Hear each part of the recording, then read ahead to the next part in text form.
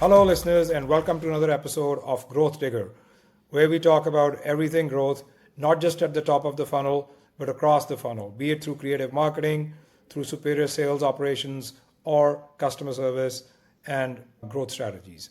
Very fortunate to have Chase Friedman with me as my guest today. Chase has been a lifelong tech enthusiast as well as a digital transformation expert. I believe he's got close to a dozen certifications across technologies like Salesforce, and he has been a solution architect at scale for both small and large companies.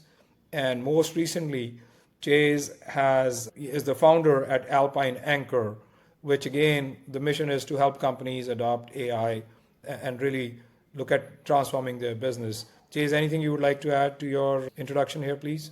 Taran, first, thanks for having me on the show. Appreciate that you reaching out and us connecting. But Alpine Anchor is a platform-focused SaaS business where we are focusing on implementing digital workers to take on the AI side, but also pair it up with automation and digital transformation like you talked about. Great. So let's dive straight into it. I always start the podcast with a question about give us an example from your work life where you did something that unleashed growth. Yeah. The first one that comes to mind is a lot of the integrations that I've built between Salesforce and ERPs. And what most folks don't think about is that there's two sides to that piece. You think about quote to cash, right? You have Salesforce, your CRM. I'm focused on sales. I don't know anything about accounting. And then you've got the accounting side of the house that doesn't know a whole lot about sales, right? Why are they selling things in these ways? And usually when you get into these businesses, many of them, they're not really talking a whole lot. It's why are we doing it this way? And I had the opportunity, right, to step in the middle of a lot of those scenarios. And what I found and what led to a ton of growth was helping the sales side understand why it was important to sell it in a specific way, not necessarily from a sales strategy, right, or a deck or a proposal, but hey, here's how we're going to type this into the CRM, or pre-build it, create it, set the product, set up CPQ in a specific way so that when we move it over to the ERP system, it flows seamlessly, right? And so where we saw a ton of growth was around taking the what the accounting folks call GAAP, general accounting practice, right? Acceptable principle, yeah. Yeah, the rules, right? This is how you should typically do accounting, right? When we took that and we roped that around what the sales folks were doing and automatically started spitting out the right information so we could just pick it up, lift it, and shift it and throw it into the ERP system, that's when we enabled a ton of growth because they were able to close their books faster, right? They were able to close out the speed of doing business increases with every automation that you do. And especially absolutely. when you have something which is sales can be very creative when trying to sell stuff. And then accounting is all about compliance. Like, how do you kind of marry the two? The best way to do it is like creating a process that is robust and is built with automation so that you're not leaving any room for human error, and also at the same time kind of reducing the friction between sales and accounting and finance, and also making sure that business can be done as usual but at a much faster speed. So absolutely. There's two things that kill businesses faster than any book you'll ever read, right? It's I can't get enough money in the door, and I can't keep the money from going out the door. And that's where you have a ton of issues that get brought up. And that's a really broad statement, right? Because if I can't sell enough, I don't have any money coming in the door. And if I can't account for the money fast enough, then I have a different kind of problem, right? And if you can't solve those two, it doesn't really matter what you're selling, right? Or it doesn't matter how good your team is, right? If you're not making money, you're going to close up. And if you're not accounting for the money in the proper way, then you're going to close up, right? In some form or fashion. Yeah, absolutely. And I think it's critical for every business to really look at especially if you want to scale. You cannot scale without automation. And the juncture that we are at right now, it used to be the game of the large companies to build automations and invest in technology. But now, especially with the advent of AI and a lot of alternative automations that are available, that one is actually able to Even it's leveling the playing field, even for like small businesses. So having an artificial intelligence based chatbot used to be only like a big business could think about it. But today, I think it's leveling the playing field even more for the smaller businesses. Absolutely. You have the way that I've talked about this before is where we're at a juncture in technology where you have access to things as an individual that only enterprise, right, 10,000 size people, companies, right, have had access to. And it creates a really interesting proposition for folks because not only is it something that's brand new that nobody can really claim that they're an expert at, maybe like the super nerds that have been building this Yeah, stuff for well, decades, yeah, right? But nobody is an expert in large language models in terms of implementing them for, we're talking like 2 years, right? In terms of like actual maybe that. Yeah, capability to implement this within SMB, right? And the enterprise and the smaller enterprise companies, right? But now what's so interesting is that you have so many opportunities to start up a company that can take on these giant companies that have been around forever, but you can do yeah, it a at disruption in any industry. You exactly. can be a disruptor in any space that you are part of today. It doesn't matter, you know. I like the way you put it, right? It's like we historically you tackled those problems with more people. Yeah, Today, you don't need more people. You can just yeah, tackle it with automation and AI. yeah, absolutely. And I think that's going to be, and it's going to level the playing field. The amount of innovation that can be done by smaller companies, also the smaller companies, their ability to compete against larger companies is going to be tremendous as well. The same way, I think it's going to be a game changer for large corporations as well. It'll solve a different problem for them. They already have.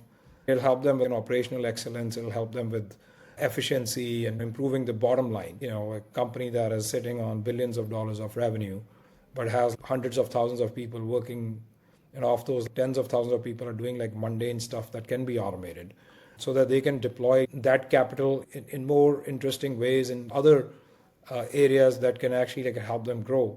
So I think it's going to do good for everyone in the long run. But I think in the next 1 to 2 years, it's going to be a very interesting time because a lot of small operators will actually benefit more from this technology than the large operators. You bring up a great point. Even as I'm building out this company from the ground up, I'm building it differently than I would have 5 years ago, right? As I scaled the last organization I was with, it was heavily focused on bringing in more people. Now, as I'm building out Alpine Anchor, I'm realizing that the people that I'm going to hire aren't going to be BDRs, right? They're not going to Yeah. be heavy coders, right? Traditionally, you're like, I need a coder. Now I'm diving down into an individual skill. I need this one thing. And a great example of something that I can't automate yet, right, is sales, right? This Yeah. relationship that we're doing on the phone here, not going to get automated, AI'd anytime soon, right? Yeah. So what we'll see is a lot of these net new companies that are standing up that are tech focused, right, that are AI first, if you will, are going to be built with individuals that don't have like traditional job titles, traditional job descriptions, right? It's going to be extremely unique, and I think we will. I forget, maybe it was Sam Altman or whoever, one of the big wigs, right, said we're going to see one of the first billion-dollar companies that's just owned by one person, right? Yeah. I Yeah. think I think it's inevitable at this it is point. inevitable. Yeah. I You think come up there's with a great enough idea, you bring enough partners on, right, enough vendors, it's going to happen. You're going to see it, right, and it'll be a first, but then there'll be a second and a third and a fourth. It'll happen faster than we think it will. no, absolutely. I think that's certainly on the horizon.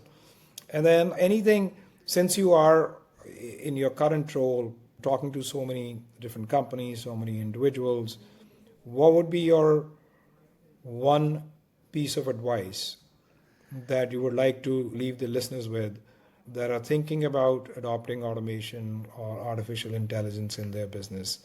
What is that one thing that you would like to tell them? Man, I have so many answers to that question. My Well, I'll give you three then. Let's not. Okay, let me do two. What are your top three advice Let's Those are okay. I'll do three. three. I'll do three. Right. My first one that comes to mind is this space is changing so quickly that you need to be careful, right, about diving in too far deep with one individual tool, one individual model, one individual whatever. It's really easy. We were talking about Salesforce, right? It's really easy to get involved with Agentforce and just dive way deep into that. But there's 500 other companies that have a similar idea. I have a similar idea. Maybe you have a similar idea, Yeah. right? But tomorrow, OpenAI, Anthropic, whatever, right? They're going to drop something else, and now the game has changed again. And if you're too far deep into that one thing, now you have to wait for that one thing to catch up. That's probably my first tip. My second one is every time I get into an organization and they say, "Hey, I want AI, I want automation, I want this, that." One of the first things that I always ask for, that's always in my documentation or my contracts, is I need access to all of your process documentation. And I can tell you, I can count on one hand how many times people have given that to me out of the gate. It's zero, right? Zero, because nobody has it. They Nobody don't have has it. it. Yeah, they So don't have it. yeah, nobody has it. And Invest in that. Invest your time and energy in that and make sure that you have it documented. You have your processes documented and you have an understanding of those absolutely. processes. Okay. The third one is this is something that I was chatting with a guy about. If you are in the tech space, right, it's really easy to get pigeonholed into I'm an AWS guy, right, or I'm Google Cloud or whatever. Wherever your infrastructure is, even in the CRM space, right, I'm a Salesforce guy. Guess what? Something is going to come along that is better, faster, stronger. And a lot of folks have been doing this for a while in the integration space. It's around this idea of a common data model, Yeah. right? Everybody has contacts. Everybody has customers, accounts, opportunities.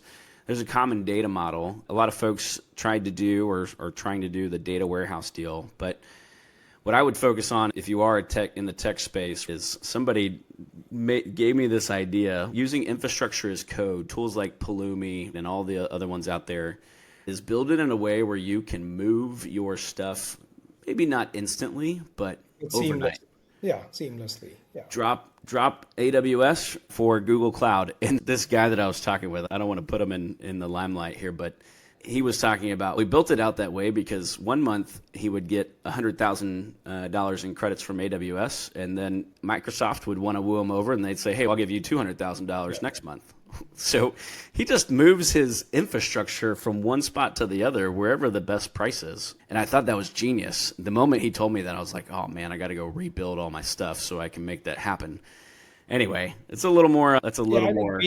being lean in your and flexibility built in your and I think what you said about data, I think that is also goes hand in glove with this, that make sure that you have the data organized and ready to move when you want it to move to a different platform or a different system, because you don't know where the best use of that data will come in the future. Having that, or because right now that's what people are struggling with when they're trying to implement AI. AI is going to only be as good as the data that it is sitting on. If your data is not in great shape, it's not going to get you the best results. Uh, in fact, it could get you the wrong results if your data is messy. I think that's going to be the way forward. Every company, big or small, even for smaller businesses, obviously it's easier for them to organize data because it's a much smaller set of data and less complex of a process and less complex of a tech architecture and tech stack. But at the end of the day, I think companies from this day forward have to think about manage data, how do they store data, how do they, the common data model that you mentioned, how do they bring it all together?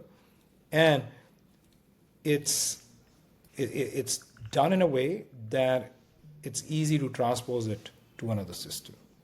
So You that have your data is your gold, right? If you don't have any, you got a different problem. But if you have it and it's not any good, you can't gain any insight from it. Every time I get into another Salesforce org and I see a 500 plus field object with hundreds of thousands of records, it's a realization that it's really easy to get good data in the beginning, but then not keep it clean. So it's not just do it out of the gate, yeah, but it's consistent. We got to be consistent about yeah, it for sure. you have to have it top of your mind throughout the Perfect. Thank you, Chase, for being a wonderful guest. Thanks for having me on the show. Appreciate it.